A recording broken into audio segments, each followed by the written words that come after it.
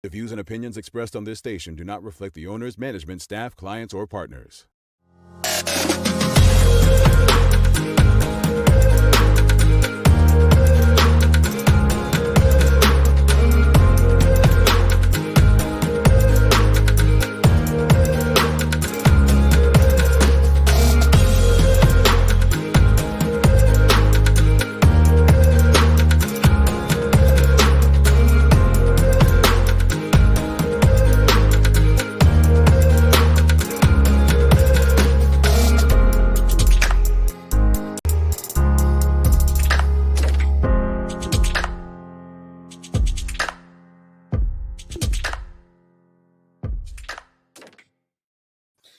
It's Tuesday, the second day of March, 2021. Welcome to the Daily Hour, brought to you by Medical House, One Communications, and Lindos. I'm Jamal Hartman, along with Carla Zool.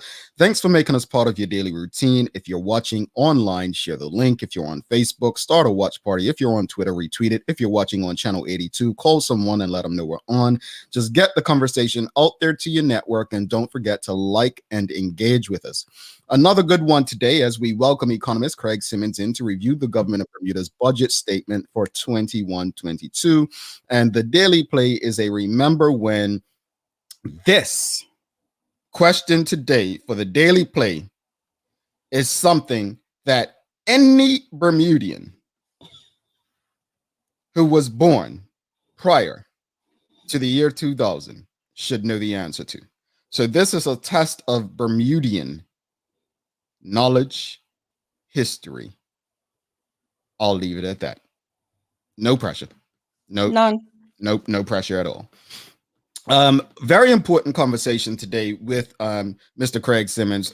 Obviously, after Friday's show, I had a lot of people reaching out to me asking, can we have Mr. Simmons on? So we have a lot of questions. Get your questions together as well. Looking forward to Mr. Simmons breaking it down in layman terms so that we can understand what this budget really looks like and what it says and what we as a community need to do to make our situation better. That said, Carla, I sent you a text last night, and I'm just figuring that Carla kind of knows me by now. Like, okay, this is probably what he wants to talk about, because I just send things. I'm not saying hey, let's discuss this tomorrow. I just sent a text, no description, nothing else with it, right? No greeting, no compliment. I did give you a compliment yesterday. Don't. It hurt. It was tough, but don't, Carla.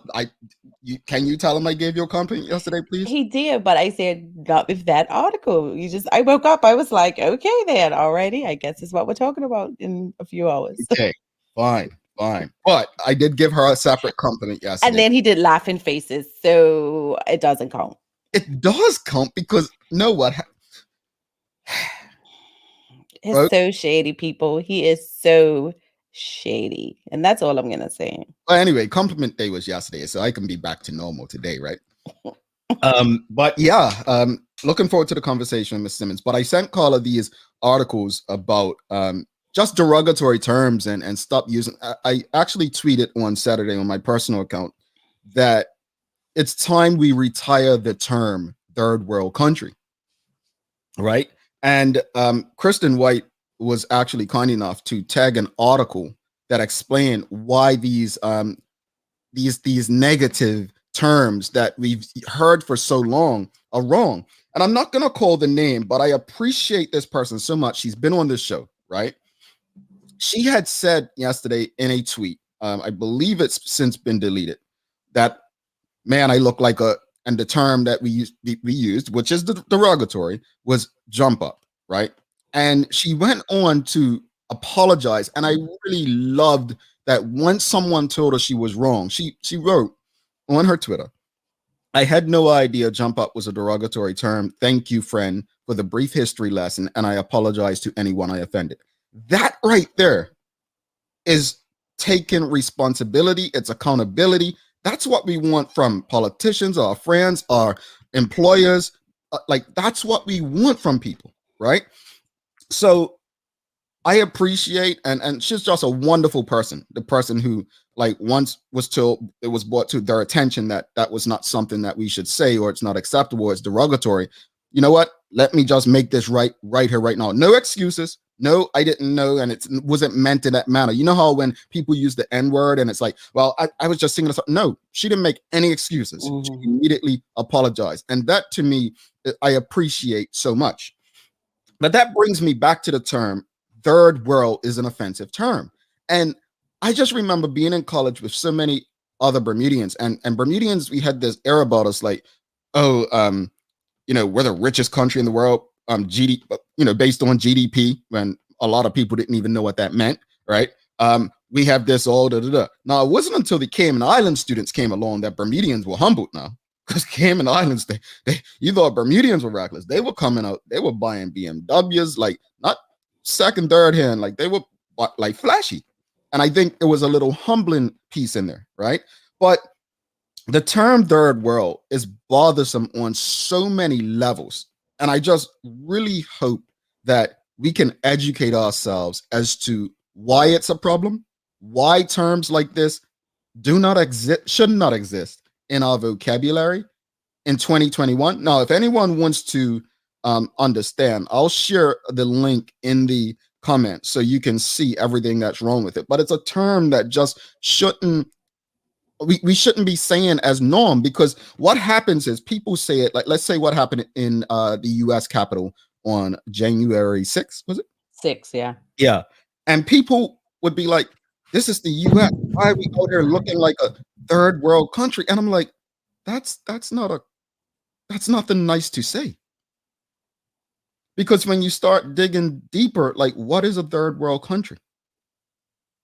Now, people may say, well, a country that doesn't have the same resources and this and that. And I'm like, well, dig deeper. An underdeveloped country? Well, see, that's even a problem. Now, let me go into the article. If you don't mind, you have anything to say on that so far, Carla? I'm listening. Okay. The article is from npr.org, written on January 8th, and it explains memo to the people of Earth. Third world is an offensive term, right? And it goes on to say everyone knows what they meant. Countries that are poor, where healthcare systems are weak, where democracy may not be exactly flourishing. Well, hello, healthcare, United States, democracy, flourishing. I mean, Bermuda, we have our own issues like that, right? Now, I want to go back because where the term came from. So where did this term come from? The idea of a world divided into three domains dates back to 1950s, right? The 1950s, when the Cold War was just starting.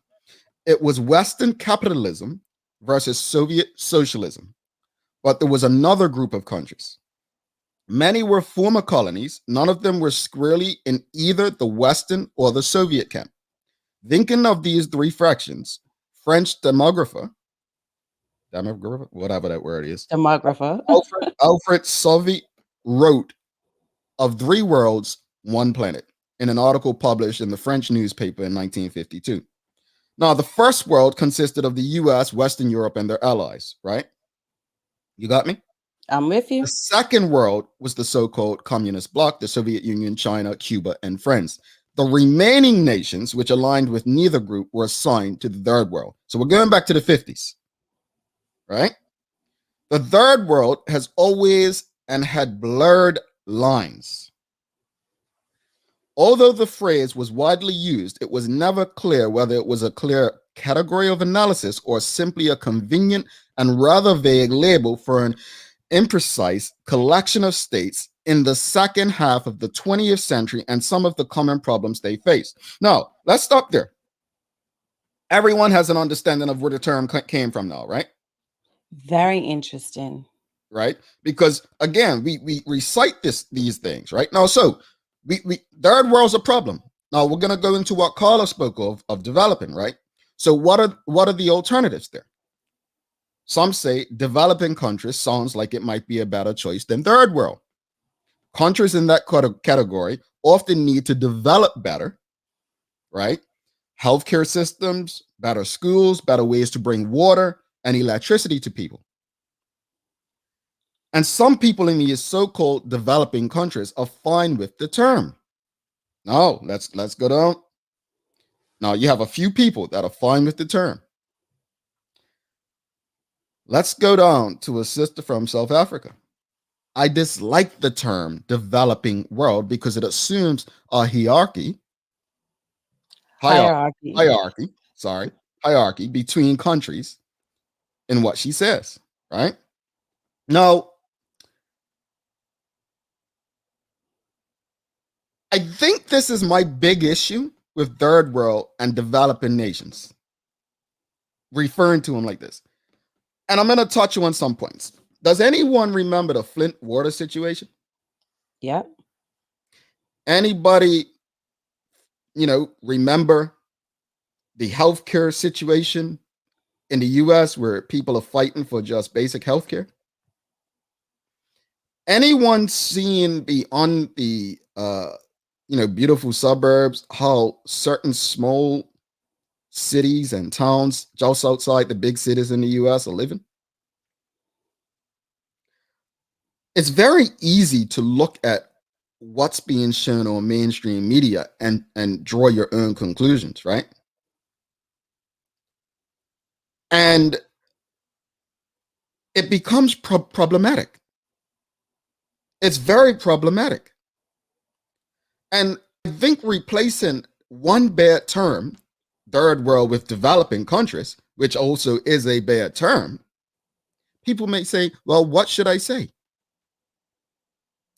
There are various geographic ways to describe a country.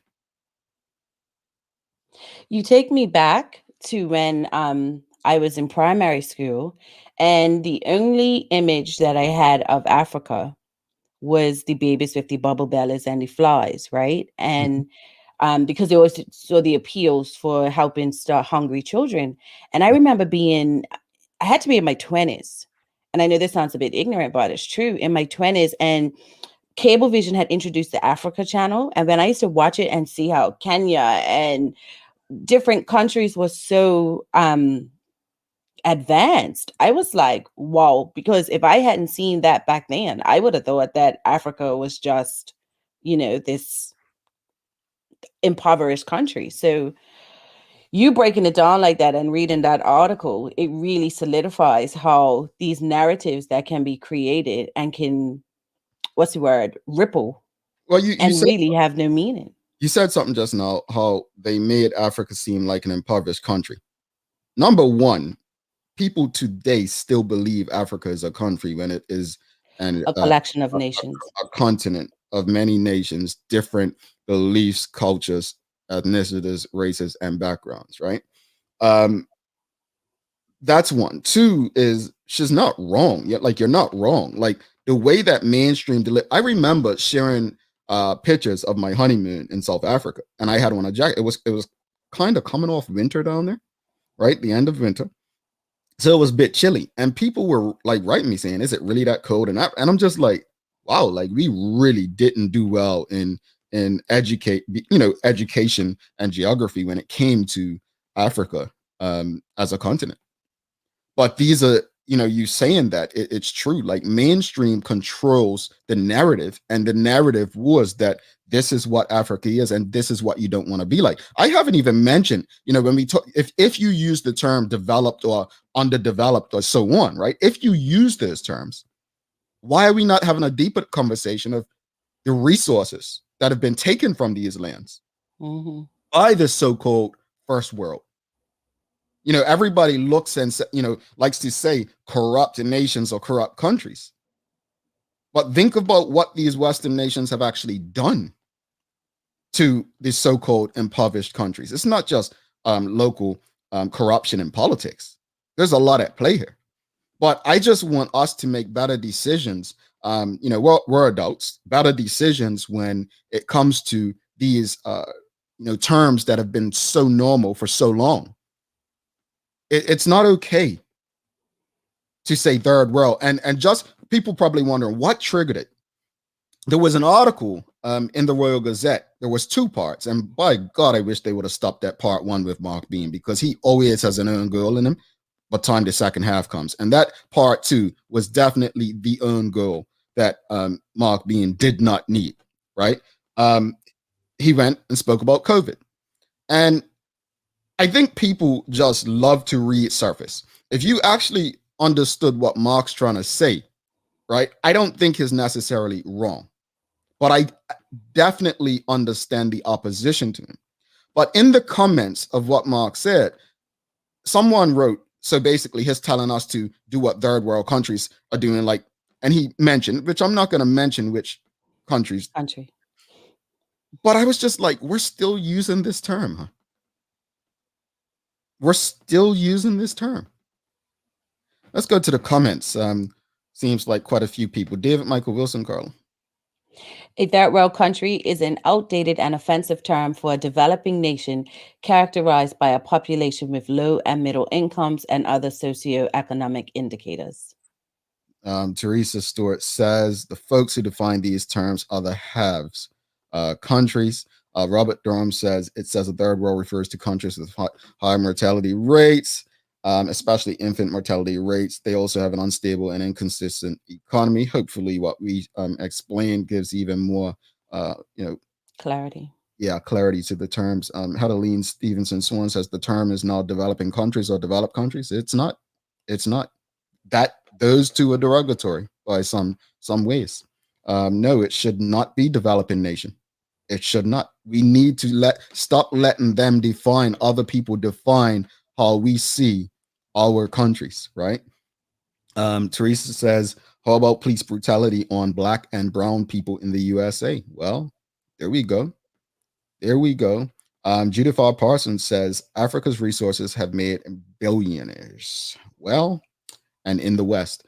Dijon Simmons, Western media show Africa as impoverishing, yet occupy it and rub its resources. And that's where I was going with that. Renee Charlene Simmons says, that's true. Africa is a nation full of resources that other countries are trying to secure for their own wealth. It's not a nation, it's a continent. It is a continent. Amanda Kelly, please, Africa had its resources still having the best of the best. We have bought into the narrative given us and not the true history. And Teresa Stewart says the term should legit be the name of the nation or where it is geographically. That's it. And that's my point. That's my point. Carla, let's close it out with Rosalind and Nikki Michelle. In the British Museum, the artifacts for Egypt were displayed front and center. The artifacts for the rest of the continent of Africa were in a very hard to find basement. And Nikki, based on the infant mortality definition alone, the US would be considered a third world country. And can I append to that real quick? I never saw poverty until I mentioned yesterday I went to University of Georgia. The first time I ever saw a trailer park, and I was like, what is that? And people actually live in these contraptions was in the States. And I was 22 years old. And I was like, people live like this? So I think it was Papua New Guinea and the United States were the only two countries when I was in graduate school that didn't offer some sort of legislatively offer something. It might have been what's it called when women have babies, the 3 months maternity leave. I believe those were the only two countries. And so I'm not sure if it's still that way, but I want to say that maybe someone can check that out and write it in the comments. But that made me rethink a lot of stuff. But again, it's what we're sold. The narratives were sold. We're also going to have we're going to be introducing something new to the show today, folks. So it's going to be obviously, I wasn't a big fan, never really been a big fan of Black History Month. So what we're going to be doing every day, how Carla does days to remember what day of the year this is. What we're going to be doing is this date in our history. And so we'll be sharing with you some facts. And there are a lot of facts that reflect Black history around the world, not just focused on the United States or the West. So stick with us. You want to take some of these hits with you. It's some good information that chances are a lot of us didn't know. So helpful information. Carla, over to you before we have Mr. Simmons in. Give us some news updates.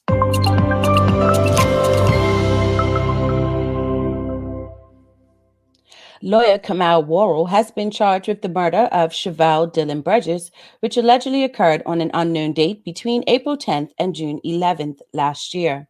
Mr. Worrell was also charged with 1 count of wounding Miss Dillon and 7 counts of assault on her. He was further charged with interference with an electronic tagging device on November 10th last year. The wounding charge, as well as one of the assault charges, was alleged to have happened on June 1st, 2019, in Warwick. The remaining assault charges were alleged to have happened on November 14th, 2018, in Warwick. Mr. Worrell from Warwick was not required to enter a plea for the unlawful killing, wounding, or assault charges, as the case must be heard in the Supreme Court. Senior Magistrate Juan Wolf released Mr. Worrell on $50,000 bail with two sureties of $25,000 each.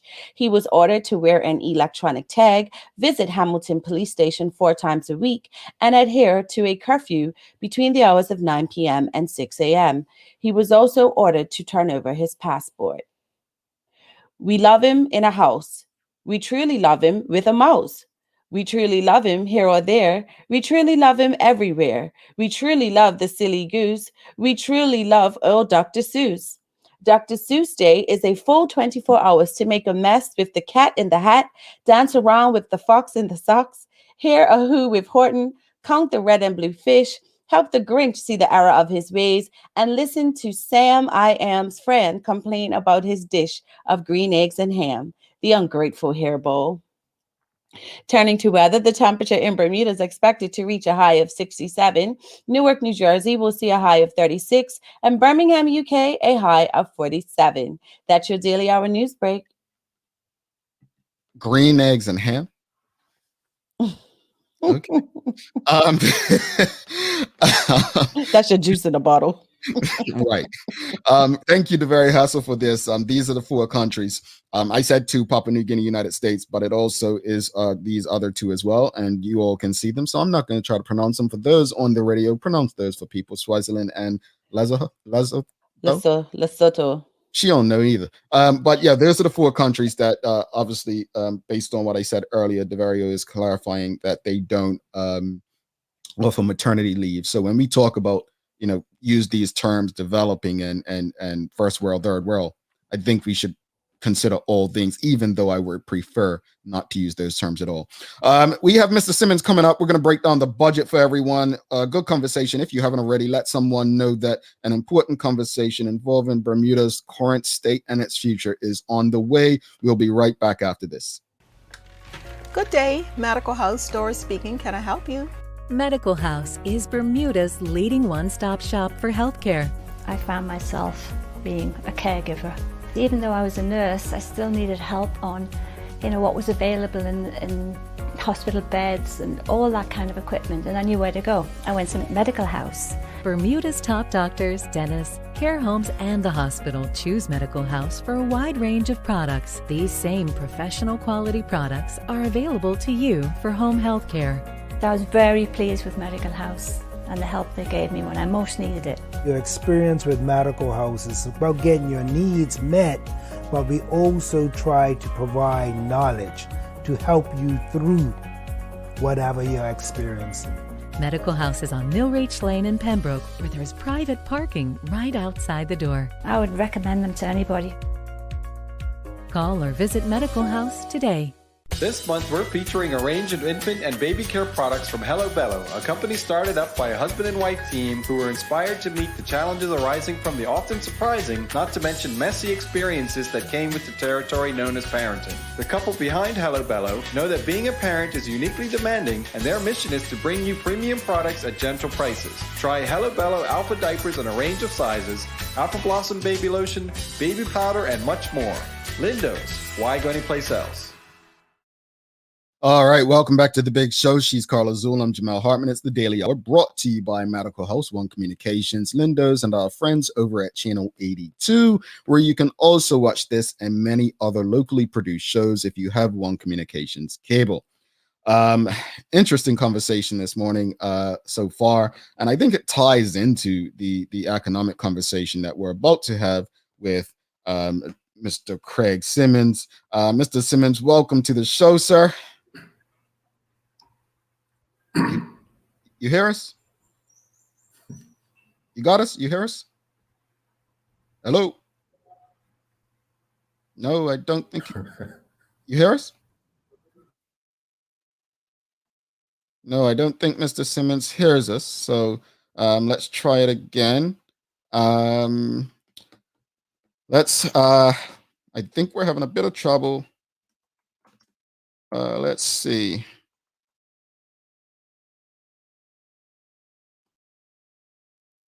We should be okay. Usually when we have these troubles, we just have people leave the studio, then come back in. But we were just having a little trouble. I don't think he heard us just now. But get your pen and paper ready. I saw someone in the audience say, yes, got my pen and paper ready for this convo. And get your questions. You can ask your questions throughout this show. I'm sure Mr. Simmons is ready to answer your questions. And someone's giving a big shout out. Happy birthday to Mr. Green Eggs and Ham. Carla, I can't hear you either. Maybe it's me. Hello, Mr. Simmons, you hear us? Maybe it's... Hello, you hear me?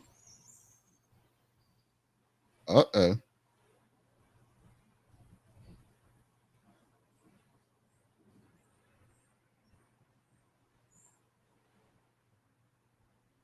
All right, hello? Yes, I'm here. You hear me, Mr. Simmons? No one can hear. What happened just now? Hold on 2 seconds. They hear me, but not you, Carla. So everyone hears me. Carla, you try something? Say something. No, you're not coming through. Mr. Simmons, can you say something? It's okay. Can you hear me now? Yes, we hear you. We Okay. hear you. Mr. Simmons, you can't hear us, right? He can't. We can hear him, but Yeah. Technology. This is what happens. Technology, folks. All right. So what we're gonna do is let me try one more thing, Carla. Let's try. Let me get Mr. Simmons to one more time sign up. We do go through stuff before the show, folks. We do audio checks. Everything was fine before the show, so we're gonna try something one more time. And you go to audio settings. What did you do to get yourself heard again, Carla? I literally had to disconnect my mic. So it's something in the programming because it was fine. And then it just went away. So all right, I just removed it to go through the computer. Okay. Because we can definitely hear Mr. Simmons. He just can't hear us. We can hear you. Can't hear us. That's all right. Yeah, we'll get it done. Don't worry, Mr. Simmons. Look, somebody's hating on this. Someone's hating on this conversation. They know how important this conversation is, and they don't want us to do it. I can't really hear you. You sound like you're speaking a different language. All right. I think it's StreamYard. Better now. Better? You can understand us? You got us? It might be the internet. Let me just... We'll definitely go longer, folks, if it requires so. So don't worry. We'll get the conversation taken care of. All right, here we go. Let's see something else. Oh, that's better. You're good now, Mr. Simmons? You can hear us fine?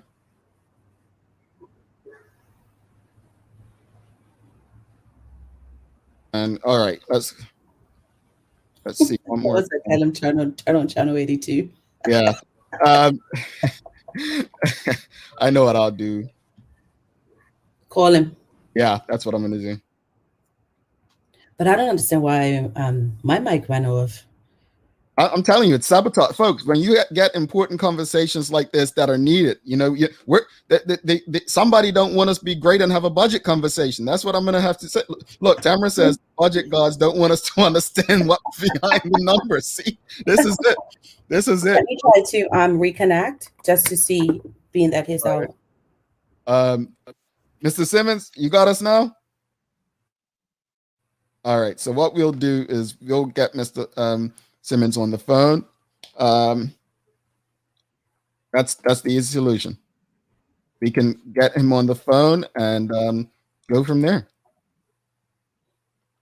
Yeah, we'll just get, look, folks. There's Bluetooth and a radio board and technology for a reason. If it doesn't work one way, we go the other. Can you hear me now? Unfortunately, yes, Carla. Yes, I yes. should sing. Okay. No, don't do that. Don't do that. All right, so let's turn on the Bluetooth for Mr. Simmons. Thanks for sticking with us, folks. You all are a great audience. Thanks for sticking with us. We're gonna get this right for you because at the end of the day, you deserve this conversation. All right, so we're gonna call Mr. Simmons. We're gonna call Mr. Simmons, and we'll keep him up on the screen. Yeah. You hear us now? Okay. Now it's going onto his phone. I love the show.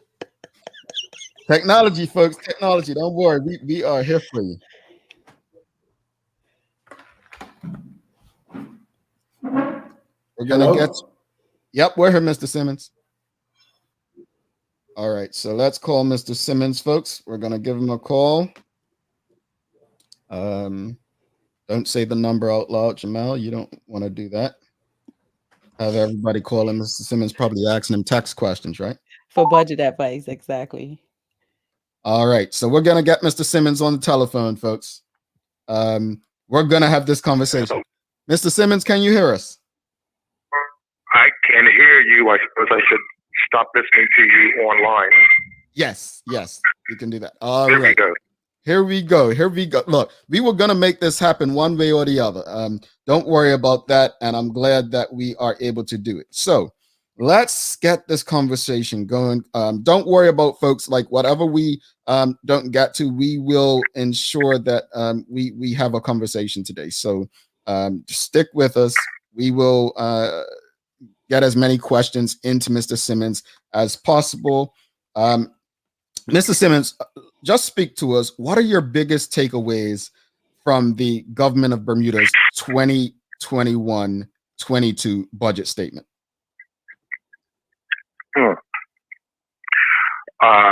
Biggest takeaway that we are in a crisis situation, obviously because of COVID-19. Mm-hmm. And I think I've been using this term, holding the slack tight, which I take to mean when you're in a stressful situation, you don't want to do anything drastic. The spending of $1 billion plus sort of has to continue at least for this year and possibly next. And you're hoping that the sands will shift so that you can begin the process of earning money from tourism, because that is the biggest employer of Bermudians, and particularly we'll call them blue-collar Bermudians. So that's for sort of the social stability of our country. We desperately need to get that particular sector going. But it also, COVID has also provided a reset when it comes to tourism. So if we go back into ancient history, the 1980s, the latter part of the 1980s and the early 1990s, air arrivals made up the lion's share of tourist arrivals. And then once we entered the sort of 21st century, there was a move, a shift away from it. So much so that of late, cruise ship passengers dominate total arrivals. The reason why I'm bringing this up is because those cruise ship passengers, they don't have a lot of money. You use some sort of derogatory terms to describe poor people of the planet. I mean, if you want to use a term on those folks, third world tourists that come from the United States. I don't know that these are the kinds of people that you necessarily want to be entertaining in our country. We want people to come in and spend money, not folks who are going to get off a cruise ship, loaded up with water and soda and go to our pristine beaches on a public bus, preventing locals, working class Bermudians, from getting to work on time. And then when they get hungry, they get back on the bus and go to the cruise ship and eat, and then just come out for, a gander around dockyard. I think what I see now, we have a chance to sort of reset and sort of get back to our old ways of attracting tourists who are actually going to spend money in Bermuda, employ Bermudians, and allow us to move forward. So that's sort of something that I'm looking to for, let's say, 2022, 2023.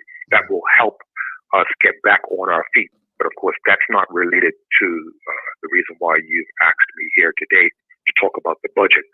So I will wait for your question. No problem. But no, that's good, because I'm gonna throw something else in here, Mr. Simmons. So, you mentioned tourism, because that's pretty much the majority of bulk of Bermudians are employed in that sector.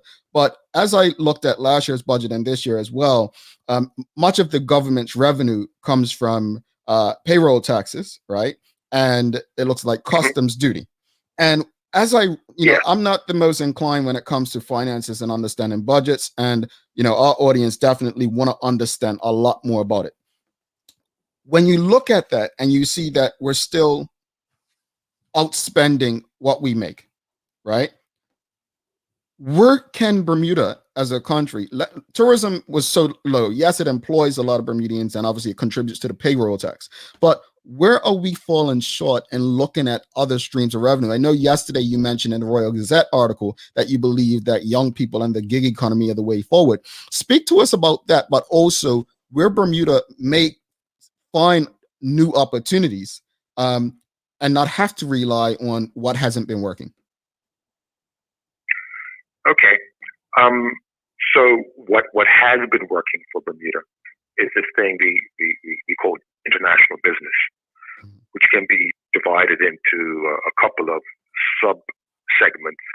You've got the reinsurance, the trust business, the wealth management. And fortunately, that has sort of kept us afloat. It's almost like a rubber ring. Without it, we wouldn't be really having this conversation today.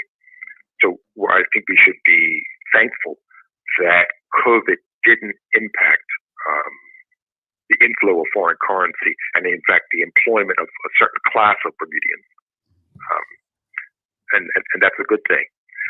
But going forward, I think we perhaps can learn a lesson or two from the way in which the reinsurance sector in particular operates, and it seems to operate because of cooperation between that particular sector, reinsurance, and the government. They work together as opposed to working in an adversarial way. And I think a lot of entrepreneurs, local entrepreneurs, don't see the government as a partner, but really as an adversary. So, you want to open up a restaurant and you've got to go to the health department and you got to go to the fire. It seems that the government is giving you the runaround when you want to start a business. Now, the opposite is the case with respect to setting up a reinsurance company in Bermuda. They roll out the red carpet. The BMA does a fantastic job. And largely, that's the reason why they are there. Now, the BMA is a Fango. It's essentially a government entity, but it makes it easy for these businesses to get up and running. The government is in partnership with them. And so what I was trying to sort of hint at in the Royal Gazette was that, maybe that's the way we should treat local entrepreneurs. We give that privilege to outsiders, but local entrepreneurs have to struggle to find the capital to get their businesses up and running. They're paying social insurance out of the yin-yang, payroll tax. They have a really rough time trying to get things going. And we're looking for new revenue streams. Entrepreneurs are in the business of solving problems. We have a lot of problems. Who better to solve your problems than this class of individuals called entrepreneurs. I liken them to mothers. Mothers, at least my mother, took a great risk bringing me into this world. Fortunately, pregnancy went well, birth went well, I'm still here. And then she sacrificed beyond that to see to it that I did well. Mothers accept a huge downside without the expectation of an upside. Yeah, my mother's now 94 years old. She's unable to take care of herself. She didn't birth me thinking, okay, when I get old, Craig's going to take care of me. She just did it. She's like a saint. Mothers tend to be saints. Entrepreneurs do the same thing. They put their life on the line, their financial life on the line. And if it doesn't work, it don't work. We don't send them a life raft to say, we don't even send them a card to say, thank you for your efforts. We just say, oh, business closed, too bad. So they accept the downside on the remote possibility that they're going to do well. And if you know anything about business, most small businesses don't survive. But yet these entrepreneurs, this class of individuals, still does that kind of stuff. And so for me, I have a lot of respect for them because they put their skin in this very risky game, not expecting any kind of thank you from the government or from me or from you. They just do it. And those, for me, that's where our future lies. Give them the chance. Give them a fleeting chance of doing good by us. Because sitting around waiting for some international business or somebody with a lot of money to come to Bermuda and employ me as their manservant or to drive them around, sitting here waiting in the middle of the Atlantic for somebody from outside to come in and save us from ourselves. That to me sounds rather cowardly, and perhaps even unwise. And so I'm looking at these young people moving and shaking in Bermuda, starting up businesses in renewable energy, in the delivery. They have stepped forward and are actually doing it without us begging, with all the barriers that our government puts in front of entrepreneurs. They're doing it in spite of it. And so all I'm looking for is sort of, let's get out of the way, find out what they need. You know what they need. They need access to capital to grow and see what happens. There is no guarantee. Just like my mother had no guarantee that I would spend time caring for her in her later years. But if it pays off, wow, these folks can employ dozens, if not hundreds of people. Absolutely. And that's really what we're looking for. Let's sort of take responsibility. Let's not rely on outsiders. I mean, we used to own a power company. We didn't run it very well. We sold it to a group of foreigners. Then we want to complain that foreigners are running our island. One Communication is not a Bermuda company. It used to be. So we Bermudians, I think, perhaps our biggest sort of liability is not accepting responsibility, thinking that someone from the outside, someone from the great north, someone from the first world will come in and solve all of our problems. We expect international businesses to pay off our debt. Yeah, I think real quickly, someone in the comments before you jump in, Carla, Teresa Stewart actually just stated, waiting for wealthy individuals to invest in Bermuda is not sustainable. Once those folks have gotten what they want or find a more affordable option, they will leave our shores. So I think that goes to your point, Carla. Go ahead. Mr. Simmons, many in the community are concerned about the rise in debt. What can the government do, in your opinion, in the short term to reduce it? Okay, in the short term, you could just fire me and all my colleagues and save yourselves hundreds of millions of dollars, continue to collect tax revenue and start paying it down. Unfortunately, that's not a viable option. It may be something that is forced on us The Fiscal Responsibility Panel calls it the sudden stop, where the government isn't able to go to the markets, the financial markets, and borrow the money that's necessary to keep this thing going. Hopefully there's a lesson in this. There is no short-term solution. Yeah, that's the long and short of it. It's like education. There are no short-term solutions to education. You can't fix education overnight. If you came up with the perfect solution today, it would take, 5, 10, 15 years before you begin to see the fruits of that change. So I think we've got to get away from the microwave thinking that there are quick solutions. It's quick to get yourself into debt, but it takes a long time to get out of debt. We were close not so long ago before COVID. And for me, it's more about a shift in mentality. You guys were talking about the mentality behind that drove us to talk about first world, second world, third world, fourth world. The mentality that humans have with respect to the modern world is just off. We seem to think that we're in control. We seem to think that risks are not lurking all the time. Well, if you look back over the 21st century, there have been outliers occurring with regular frequency. Outliers that are supposed to occur once every 10,000 years. But so far in the 21st century, we've had September the 11th, 2001. That was closely followed by the financial crisis in 2008. And now we've got COVID-19. Surely we will begin to see that the world does not look like we want it to look, or as it looked in those fairy tales that our parents read to us when we were kids. There are always risks, black swans out there lurking. And so when you're sort of planning your life, when you're organizing your government spending, when you're planning for the future, you've got to realize that these things are going to come along, that the next black swan, if you will, highly, impactful event that's totally unexpected. This is the norm. And so you don't want to put yourself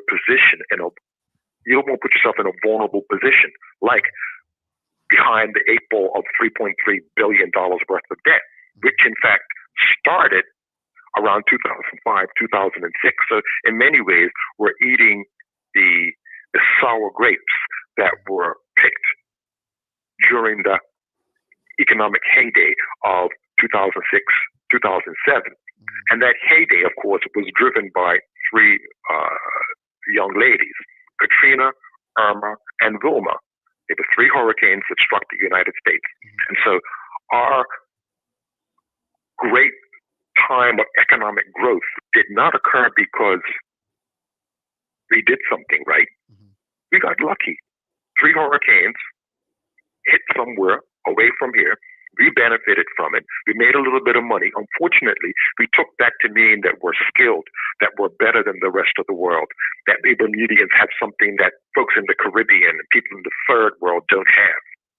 And so that view of the world needs to be thrown into the garbage. And we need to understand that the risks are there. And sometimes when we do well, it's only because of luck. It's not because of skill. Now, Mr. Simmons, economy. I'm sorry. Question for you, because we're having this very, robust discussion, but not everyone, including ourselves, really can digest the budget because there are terms we may not understand or numbers. How can the community gain a better understanding of the budget itself overall? What can we do to gain a better learning? Okay. Well, think of the budget as having two buckets. One bucket is for buying the groceries on a weekly basis. Okay? Paying payroll, pave a little road here. And that's the big bucket. And then there's a second bucket for capital spending. So that would be you want to put up a new Dame Lois building.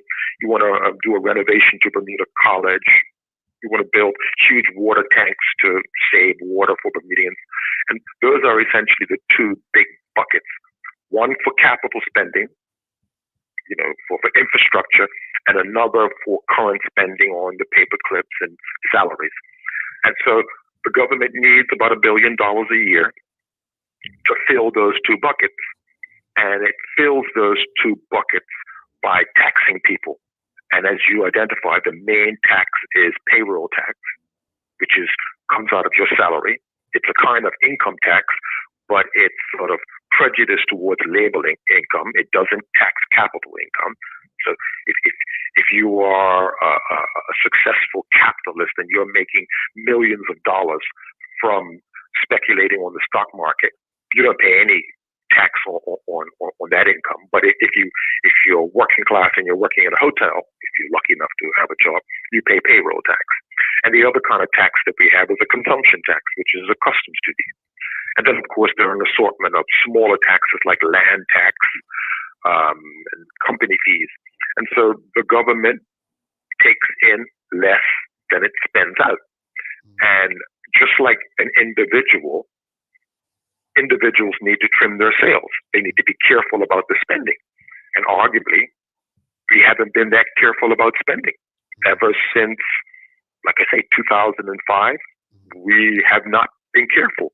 And the source of that lack of care comes from the belief that we would always be able to make plenty of money, the kind of money we made in 2006, 2005. So again, I come back to the frame of reference, how you see the world. Not so long ago, Bermudians spent there was no tomorrow. They just took trips. We lived high off the hog and thought that we were better than everyone. Yes. Well, that's not the way the world works. I mean, maybe it works in one particular year, but if you're looking at it over 10, 15, 20 years, you need to be very careful with your dollars. We need to save. And by and large, we as a people, working class people, weren't really saving during those heyday years because we just assumed that what was happening to us in that particular time would continue indefinitely. And what I'm trying to suggest is that is folly. You need to live in this particular space and understand that just because you made an extra dollar today doesn't mean you're going to make an extra dollar tomorrow. And so that philosophical shift is something that needs to happen. We're going to spend the next 10 years, if everything goes well, paying down the debt. It will not go away in 3 years, 4 years, 5 years. It's going to take at least a decade to get a handle on it. Right now, it's out of control. But just to get a handle on it will mean 10 years of arduous effort. And it will also mean that we need to rethink the role of government. So is government there to do everything, or is government there to provide some basic services like health? Arguably, health is the number one service that government needs to provide going forward, given that we're living in a world of communicable diseases. We used to think it was education. Maybe the most important one now is health. Wow, things have shifted. And so... Well, let me jump. I want to jump because we have a lot of questions coming in, and I want to get to as many as possible as we run out of time. We'll go a few minutes over. I know that we had some technical difficulties. Tamara Richardson asks, when Mr. Simmons heard the budget report, what figures were not talked about that the average citizen should be very concerned about? Is there more than the underfunded government pension that should worry us? The underfunded pension has been something that's been with us for more than a decade. It's nothing new. I can remember when the SAGE Commission, the Spending and Government Efficiency Commission, was put together under the OBA government, and they had an actuarial study commissioned. And it was evident that the superannuation fund, from which I hope to be drawing in a couple of years, will be bankrupt in sort of 15, 20 years, which means that any government employee coming in young person will likely not benefit from that particular fund, which is sort of scary. The public pension, massively underfunded. So these are not new problems. Perhaps, like I say, 2012, we've known about this. And like an ostrich, we put our head in the soil. And maybe we just bring it up once a year and then we forget about it. But that's just one of several problems.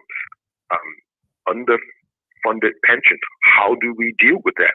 Do we do what the private sector and transition from a defined benefit scheme to a defined contribution scheme? Well, that has huge political ramifications. Like I said, the private sector did it because it's mainly a dictatorship. But in the public sector, because we're heavily unionized, that's not something that the government, I suppose, is willing to entertain as a means of reducing those off-balance sheet liabilities. One way of dealing with it, bringing a bunch of folks, young people from outside, to get jobs and take some of their income and put it into that fund. That's one possible solution. But again, there are no quick fixes. It took us a while to get here. It's going to take us a lot long to get out of it. And again, it's going to mean us accepting a diminished role for government in the provision of public services, whether it be education, whether it be infrastructure, all of the things we say, well, that's government's responsibility. Well, every time you say that, you're hearing the cash register, cha-ching, money flowing out. So I want to jump in and ask you this, since you're saying that, are you saying, and this is a hot topic because it's come up before and people have been against it, and I think we may probably be at that junction where we say public transportation may need to be privatized. Does this fall within the realm you're referring to?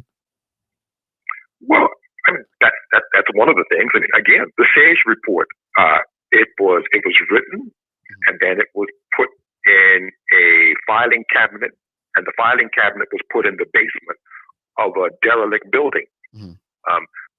There were so many gems. I mean, I was a part of the SAGE committee, and no one that was on that commission got paid a red cent. But I will say this, some of the most talented people in Bermuda were on that commission. They gave willingly of their time. And in many ways, we sort of dismissed the great contribution that those folks made, perhaps because, it was an OBA concoction. And that's another problem. I mean, so political party weighs that heavy, just like race weighs that heavy, where if it comes from this particular looking person, you tend to discount it. We need to grow the heck up and sort of accept the advice when it's good. And the SAGE Commission produced a lot of great ideas, not just with public transportation, but also with things like garbage collection, with incineration. There's a whole laundry list of suggestions. And the Fiscal Responsibility Panel, will be paid to come here every year to give us advice, regularly says we need to incorporate the recommendations from the SAGE Commission. Well, what do? We continually ignore the recommendations from the SAGE Commission. It's like you go to the doctor tells you, you need to change your behavior. But you don't change your behavior. You go back to the doctor thinking that he's going to tell you something different. The prescription has already been written. We simply need to follow it. It's maybe it's too simple. Maybe what we need is something really, really complicated that we don't understand, and then we'll say, okay, let's implement that. Let's go back. It's disheartening to hear us continue to ask the same questions and expecting a different result. It's nearing insanity. Yeah, we have so many comments and questions. I'll go through. Teresa Stewart asks, "What are your thoughts on the work from Bermuda certificate? Do you think it will bring enough revenue to be a viable option long term?" Well, I want to even touch on that because you mentioned, the politics of it all, people not wanting to move forward with things because of the other party or race being a big factor. And one of the talks a couple weeks ago was the minister Jason Hayward announcing the 2.5 million immigration scheme, I'm going to call it. And people were up in arms because they felt, well, hold on. The OBA government, when they were in power, wanted to do something similar. And there was a whole damn parade about this. And so, let's address these two things in one. Is the work from Bermuda certificate, does that give us hope? And the 2.5 million immigration scheme, like investment scheme into Bermuda, do these kinds of things? Because what I want you to be realistic about with Bermudians, and it's something that I had to say to people. I think I used to say to Bermuda people all the time when we began this show, I don't think Bermudians have been told the truth. And you brought up tourism, and I don't think we've been told the truth about tourism. Let's go back, Mr. Simmons. Was it 1990 when the Dubai was pretty much just a desert, right? Well, Dubai basically is one of the number one tourist destinations in the world now.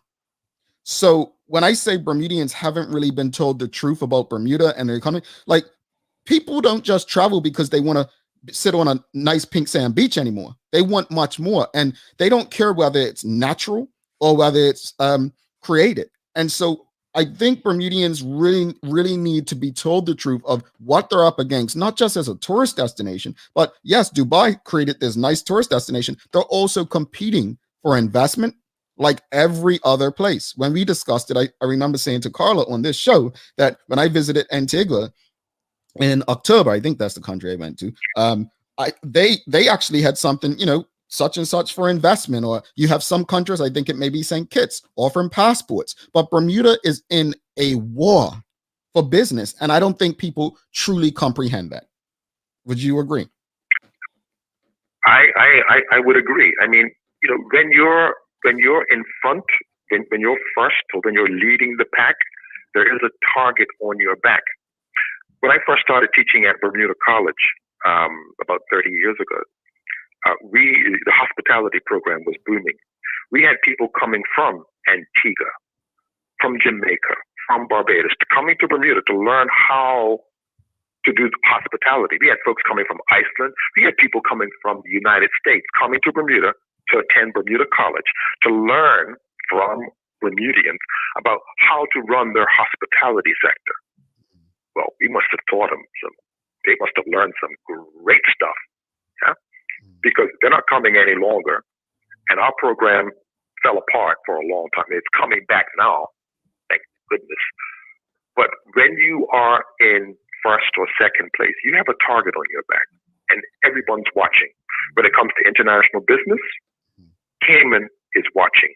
Barbados is watching. Guernsey is watching. They can fly into LF Wade, check into a hotel, and watch you up close. See what you're doing. Take copious notes, go back home, pick the bones out of it, and implement policies to copy what you're doing. That's the reality of success. So when you are leading the pack, you need to know that people are coming after you. And the hardest thing to do is to remain vigilant, to remain innovative. Arguably, the reinsurance sector in Bermuda has found a way to continually innovate. Yeah. And perhaps we can learn a thing or two from these folks. Yeah. Don't be afraid. Continue to take risks.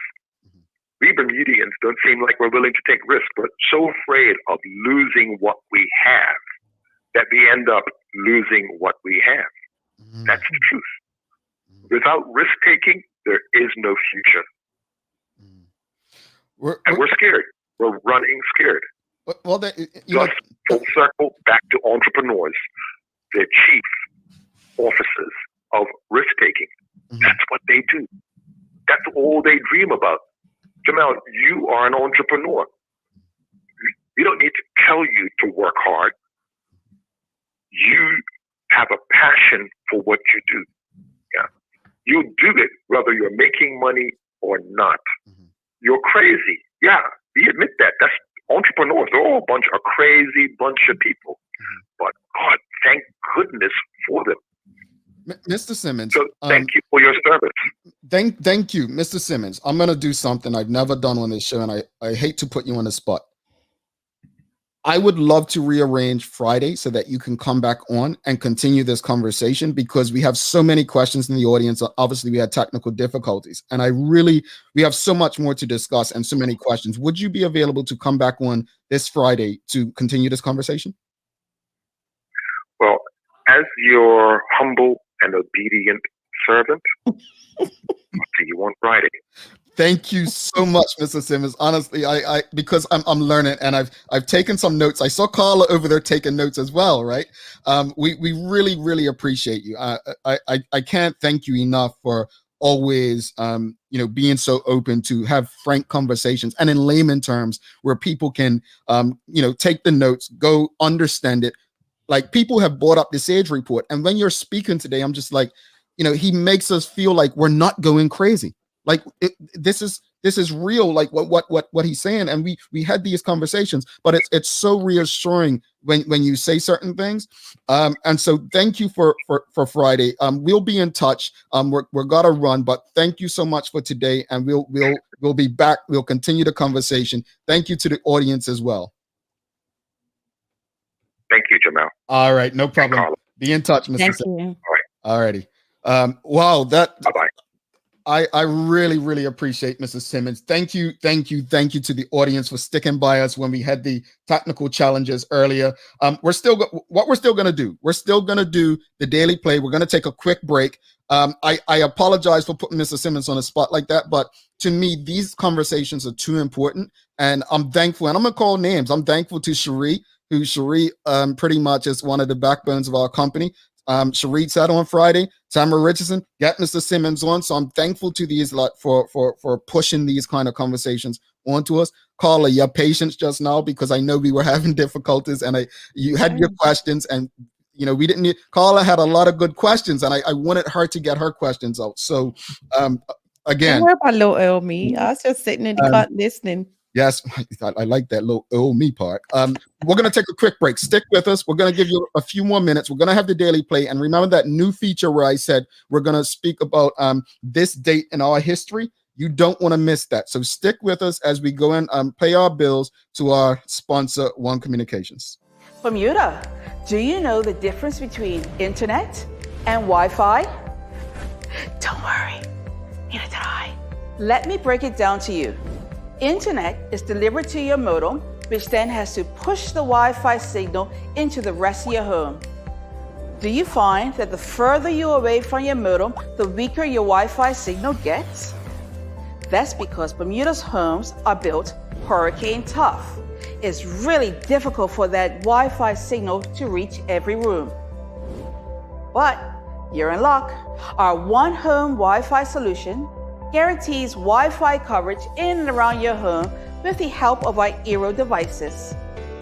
Plug in the Eero around your home and it will create a mesh Wi-Fi network in every room.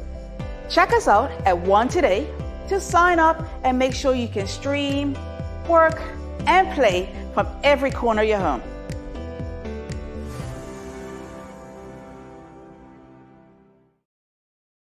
All right, welcome back. Thanks again to Mr. Simmons. Wow, just amazing information. And we have so much more to discuss. You all know this. There's so many things that we still need to have a conversation about. So I'm grateful that he is open to coming back on Friday to continue the conversation.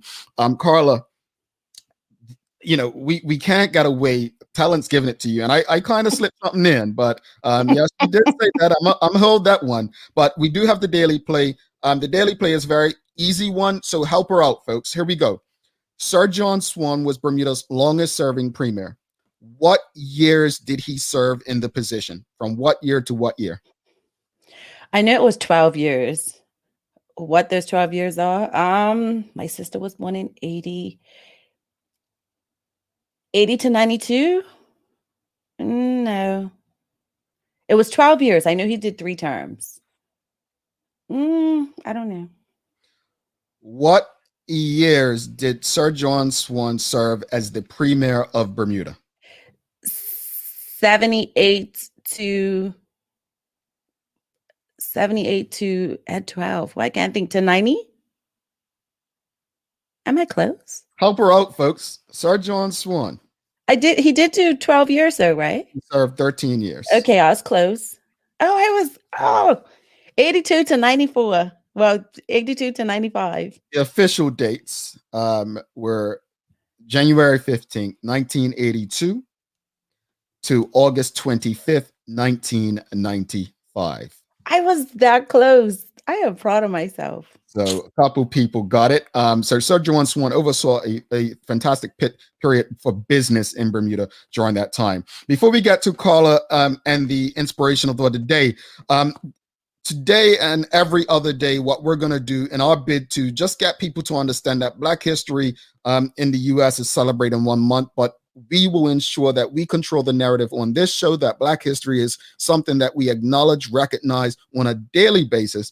And this day in history on March 2nd, did you know on March 2nd, 1962, Wilt Chamberlain scored 100 points in a single professional basketball game, a record that still stands today.